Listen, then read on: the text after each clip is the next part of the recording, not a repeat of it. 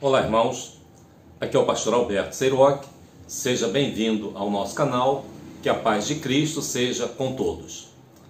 Hoje nós vamos abordar o tema como entender a vontade de Deus. A pergunta que eu gostaria de fazer a você nesta hora é se você sabe qual é a vontade de Deus para a sua vida. Como é que você entende que algo é ou não é da vontade de Deus? Então, se você gostaria de aprender um pouco mais sobre esse tema, vamos analisar algumas passagens bíblicas e vamos aplicá-la na nossa vida pessoal. Quero tomar como base o texto de Efésios, capítulo 5, versículo de número 17. O que diz esse texto? Paulo, escrevendo a sua carta aos Efésios, ele vai falar acerca do comportamento, de determinadas atitudes, palavras que nós falamos, e muitas vezes essas coisas estão fora do contexto da vontade de Deus. E ele então faz a seguinte recomendação: por isso, não sejais insensatos, mas entendei qual seja a vontade do Senhor. Ele está dizendo que não devemos ser insensatos, porque a insensatez, ela prejudica o conhecimento da vontade de Deus. Muitas pessoas perguntam, muitas pessoas têm dúvidas a respeito da vontade de Deus. Algumas pessoas questionam se algo é ou não é da vontade de Deus. Se eu devo fazer ou se eu não devo fazer algo, se isto seria ou não da vontade de Deus. Eu quero que você entenda que Deus, ele não está ignorando a mente humana, ou seja, quando se trata de conhecer a vontade de Deus, entender a vontade de Deus, isso passa pelo nosso conhecimento, passa pela nossa mente. Por isso Paulo, ele diz que nós precisamos entender, ou seja, termos a consciência de qual seja a vontade do Senhor para a nossa vida. Você tem dúvidas sobre a vontade de Deus? Se alguma coisa é ou não é da vontade de Deus? Como eu posso saber se a minha atitude, se aquilo que eu vou fazer é ou não é da vontade de Deus? Então vamos analisar, em primeiro lugar, a dúvida sobre a vontade de Deus. Por que nós temos essa dúvida? Essa dúvida, ela se dá por uma indecisão que nós temos.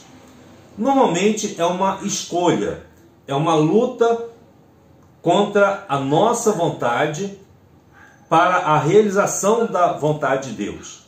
Então essa dúvida, ela se dá por causa dessa luta entre essas duas vontades, a vontade de Deus e a vontade humana. E por que isso acontece? Paulo diz: não sejais insensato, mas conheça a vontade de Deus. Essa dúvida normalmente se dá pela insensatez. O que é a insensatez? É um ato resultante da falta de bom senso, de ponderação. Muitas vezes essa insensatez é um ato de imprudência. Paulo, escrevendo a sua carta aos Efésios, dentro desse contexto do capítulo 5, ele diz lá nos versículos de 3 a 5 sobre determinadas atitudes. Ele fala, por exemplo, sobre a imoralidade sexual, sobre atos de indecência, determinadas palavras que você diz. Essas coisas, elas vão contra a vontade de Deus. Só que a partir do momento da nossa conversão, nós passamos a ter uma nova vida, uma nova natureza. Mas a velha natureza, ela continua querendo todos os dias ressuscitar dentro de nós. Ou seja, você está adquirindo novos comportamentos, novos pensamentos, novas atitudes. Mas as antigas formas de agir, elas ainda continuam dentro de nós. Por isso, Paulo, ele fala de uma luta interna entre a nova natureza e a velha natureza. Ele chama de velho homem, ou seja, a antiga natureza que existe dentro de nós antes da conversão. Vamos analisar, como nós podemos entender a vontade de Deus para a nossa vida. Quando Paulo escreve a sua carta aos Efésios, no capítulo 5, versículos de 3 a 5, ele diz assim: mas a fornicação e toda impureza ou avareza nem ainda se nomeia entre vós, como convém aos santos, nem torpezas, nem parvoices, nem chocarrices, que não convém, mas antes ações de graças, porque bem sabeis isto, que nenhum devasso, ou impuro, ou avarento, o qual é idólatra, tem herança no reino de Cristo e de Deus. Essa orientação do apóstolo Paulo, quando ele fala sobre fornicação, e essas palavras, elas encontram-se no texto bíblico, e algumas não são muito comuns entre o nosso vocabulário, mas ele fala em fornicação, que é a imoralidade sexual. Ou seja, eu sei que essa imoralidade sexual que as pessoas cometem antes de conhecer a Cristo, que as pessoas às vezes praticam achando normal, essa imoralidade sexual, uma vez você sendo salvo pelo sangue de Cristo, você vai deixar essa imoralidade. A impureza, a avareza, ou seja, a cobiça, que as pessoas às vezes têm, essas coisas elas vão sendo abandonadas pelo indivíduo que nasceu de novo, que tem uma nova vida. Ele também fala de torpezas. Torpezas são indecências, são obscenidades que as pessoas cometem. Parvoíces são besteiras que as pessoas ficam falando, asneiras, como nós falamos na nossa linguagem popular. As chocarrices são gracejos imorais. Essas coisas, elas não convêm aos santos, ou seja, não convém àquele que nasceu de novo. Então nós já sabemos que essas coisas não são da vontade de Deus. Ou seja, realizar essas coisas ou se relacionar com pessoas que cometem essas coisas, eu já sei que não é da vontade de Deus. Toda essa impureza, toda essa devassidão, toda essa avareza, Paulo chama de idolatria. E quem comete essas coisas, ele diz, não tem herança no reino de Cristo e de Deus. De forma que a minha consciência, a luta entre a carne e o espírito, a luta entre as duas naturezas, muitas vezes pode me levar até essa dúvida. Qual é a vontade de Deus para a minha vida? Mas se eu conheço a palavra de Deus, se eu estou vivendo uma nova vida, eu tenho condições de começar a entender a vontade de Deus para a minha vida.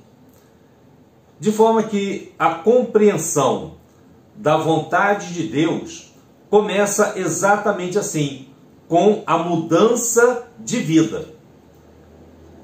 Quando você abre o seu coração, recebe Jesus como Salvador, muda a sua vida, você começa também a compreender a vontade de Deus. Você começa a entender a vontade de Deus, fazendo uma separação entre as coisas que são das trevas e as coisas que são da luz. E Paulo diz em Efésios 3, de 8 a 12, as seguintes palavras: porque noutro tempo éreis trevas, mas agora sois luz no Senhor. Andai como filhos da luz, porque o fruto do Espírito está em toda bondade e justiça e verdade, aprovando o que é agradável ao Senhor. E não comuniqueis com obras infrutuosas das trevas, mas antes condenai-as, porque o que eles fazem em oculto, até dizê-los, é torpe. Ou seja, com o novo nascimento, com a nossa regeneração, com a nossa transformação de vida, começa o conhecimento da vontade de Deus. Uma nova mentalidade, um novo pensamento, uma nova forma de viver, uma nova forma de sentir, uma nova forma de pensar. Por isso, quando Paulo escreve a sua carta aos Coríntios, no capítulo 2, no capítulo 5, versículo 17, ele diz assim: assim, se alguém está em Cristo, nova criatura é. As coisas velhas já passaram, eis que tudo se fez novo. A compreensão da vontade de Deus, então, começa com a transformação da nossa vida, com a nossa regeneração, com o nosso novo nascimento. Esse é o primeiro passo para você entender a vontade de Deus. Você jamais vai entender a vontade de Deus para a sua vida se você não abrir o seu coração e receber Jesus como Senhor e Salvador da sua vida e experimentar essa transformação, esse novo nascimento. Esse é o primeiro passo. Dado esse passo, você vai dar o segundo passo para entender a vontade de Deus. Porque a vontade de Deus, ela não está oculta, ou seja, algo que seja impossível de saber, de conhecer. Que eu precise fazer alguma coisa misteriosa, miraculosa para entender a vontade de Deus. Nada disso. A vontade de Deus, ela não está oculta, mas ela está revelada a nós pela palavra de Deus, pela Bíblia Sagrada. Você pode conhecer a vontade de Deus lendo a Bíblia. Por quê? A Bíblia, ela é a palavra de Deus. E sendo a Bíblia a palavra de Deus, é a forma como Deus fala ao nosso coração. Eu posso querer buscar, uma revelação especial, uma revelação através de um sonho, através de uma experiência milagrosa, mas isso pode acontecer ou não. Mas a Bíblia, ela é a palavra de Deus. Através da sua palavra, Deus fala ao nosso coração. Deus, ele se revela ao mundo de muitas formas. Ele se revelou através de Jesus Cristo, ele se revelou por meio da natureza, mas a Bíblia é a palavra de Deus. E nós temos uma regra, o princípio da Bíblia como regra de fé e prática. Aquilo que a Bíblia nos ensina, esses princípios que estão ali, contidos na palavra de Deus, na Bíblia Sagrada, servem para a nossa vida como regra de fé e prática. Por isso, quando nós lemos a Bíblia, nós podemos conhecer e entender a vontade de Deus. Sabe por quê? Porque nada será a vontade de Deus se não estiver de acordo com a palavra de Deus. Exatamente isso. Se você vai fazer alguma coisa, se você busca alguma coisa, e é isso que você está buscando, não está de acordo com a palavra de Deus, pode ter certeza, isso não é da vontade de Deus. Não é vontade de Deus que você faça alguma coisa que não esteja de acordo com a sua palavra. Por isso, às vezes nós queremos fazer uma lista de regras para a nossa vida, nós queremos fazer uma série de coisas para orientarmos, governarmos a nossa vida pessoal. E queremos, às vezes, viver de acordo com essas regras pessoais. Mas não adianta você querer estabelecer uma regra paralela para a sua vida se isso não está de acordo com a palavra de Deus. Então pode ter certeza, qualquer escolha que você fizer fora da Bíblia, ela é insuficiente. E se ela estiver contrária à Bíblia, ela não é da vontade de Deus. Então, nada será da vontade de Deus se não estiver de acordo com a palavra de Deus. Podemos entender que uma vez vivendo na presença de Deus, buscando a Deus em oração, através da leitura da Bíblia, através da comunhão, nós podemos, assim, viver na luz. E quando você vive na luz, você tem esse esclarecimento. É um esclarecimento espiritual, é um esclarecimento mental, é um esclarecimento emocional. Então, viver na luz é viver esclarecido. Pense bem, imagine você andando num lugar de noite, num lugar muito escuro, sem estrelas, sem a luz da lua, no meio do mato. Simplesmente você está perdido, você não sabe para onde você vai. Se você não tiver uma luz para orientar, para que você possa ver para onde você está indo, você simplesmente não sabe para onde vai. Precisamos de esclarecimento. Andar de dia é muito mais fácil do que andar de noite. Andar na luz é muito melhor do que andar na escuridão. Viver na luz é viver no esclarecimento. Viver nas trevas é viver na escuridão. Quando buscamos a realização da vontade de Deus na nossa vida, nós estamos buscando esse esclarecimento. Você já nasceu de novo, você agora está lendo a Bíblia, fazendo a sua oração, e Deus vai começar a esclarecer a sua mente, a sua alma, o seu coração. E Paulo, escrevendo a sua carta aos Efésios, no capítulo 5, versículos de 13 a 16, ele diz assim: mas todas estas coisas se manifestam sendo condenadas pela luz. Ou seja, aquelas coisas que nós mencionamos agora há pouco. Essas coisas se manifestam sendo condenadas pela luz. Ou seja, quando você pratica alguma dessas coisas, alguma dessas impurezas, você simplesmente é condenado pela luz. Porque a luz tudo manifesta. Ainda que você faça as coisas escondido, a luz vai manifestar esse seu pecado. Por isso diz: desperta, tu que dormes, e levanta-te dentre os mortos, e Cristo te esclarecerá.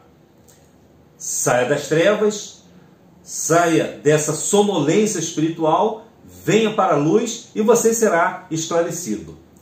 Portanto, vede prudentemente como andais, não como nécios, mas como sábios, remindo o tempo, porquanto os dias são maus.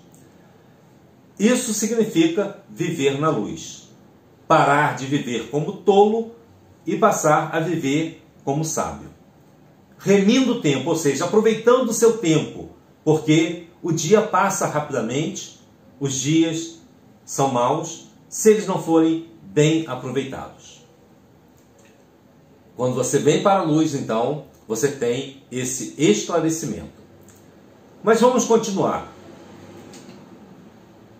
A compreensão da vontade de Deus, ela é primeiro racional e depois emocional. Ou seja, eu preciso compreender a vontade de Deus. Eu não tenho que sentir a vontade de Deus. E essa compreensão, ela passa pela razão e a comparação com a palavra de Deus para ver se não é contrário a essa palavra. Então, primeiro nós vamos entender e depois nós vamos sentir essa vontade em nossa vida, em nosso coração.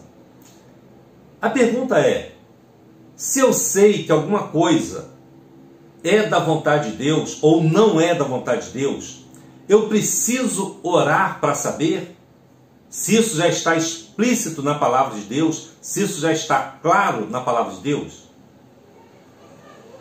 Por exemplo, casamento, a vida profissional, se Deus diz assim, que nós não devemos unir a luz com as trevas, e aí eu quero me casar com alguém que é muito diferente de mim, seja na vida pessoal, na vida espiritual, na vida social. Amós, por exemplo, ele diz: andarão dois juntos se não estiverem de acordo? A Bíblia já traz algumas orientações, mas aí você vai e se apaixona, começa a gostar de uma pessoa que é totalmente diferente de você. E você começa a orar, perguntando se é da vontade de Deus. Ora, isso você já sabe que não é da vontade de Deus. Porque existem essas desigualdades.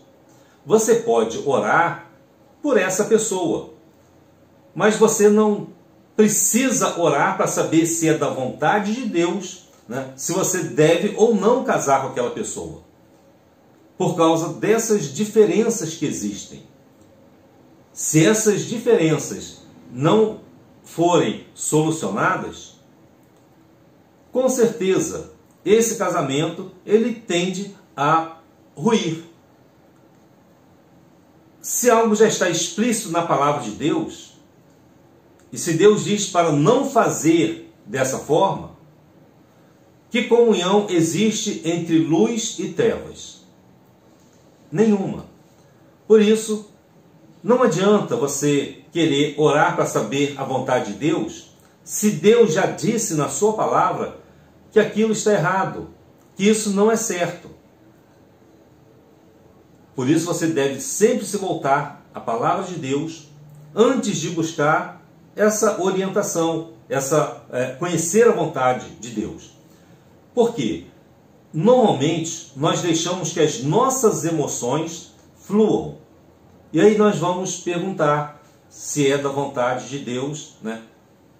Se este relacionamento A, B ou C é da sua vontade. Se você já sabe que não é. Por isso, não se deixe levar pelas emoções. Estude a palavra de Deus, porque primeiro nós precisamos entender a vontade de Deus. E depois você vai sentir essa vontade fluindo na sua vida. Você vai perceber na sua mente, na sua alma, no seu coração, como a vontade de Deus é maravilhosa.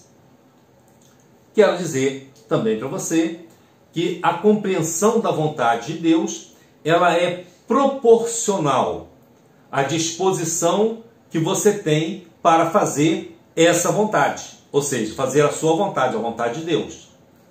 Você só vai compreender a vontade de Deus na mesma proporção que você estiver disposto a fazer a sua vontade.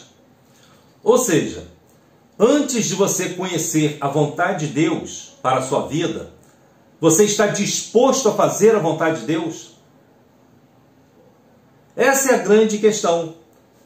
Se eu quero saber qual é a vontade de Deus para a minha vida, e se Deus, por exemplo, eu quero saber se Deus ele está me chamando para uma obra missionária, para que eu deixe tudo que eu tenha e vá para um campo missionário pregar o Evangelho num lugar distante, deixando amigos, familiares, e ser sustentado pela igreja, pela fé em Cristo, por uma organização missionária, pela junta de missões.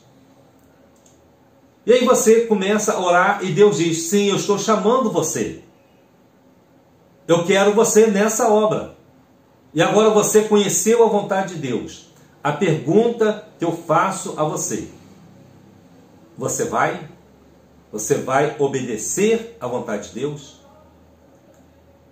Então, ao conhecer a vontade de Deus, você está disposto a obedecer essa vontade? É por isso que a compreensão da vontade de Deus é proporcional à disposição que eu tenho de fazer essa vontade. Porque muitas vezes Deus diz claramente o que Ele quer de cada um de nós.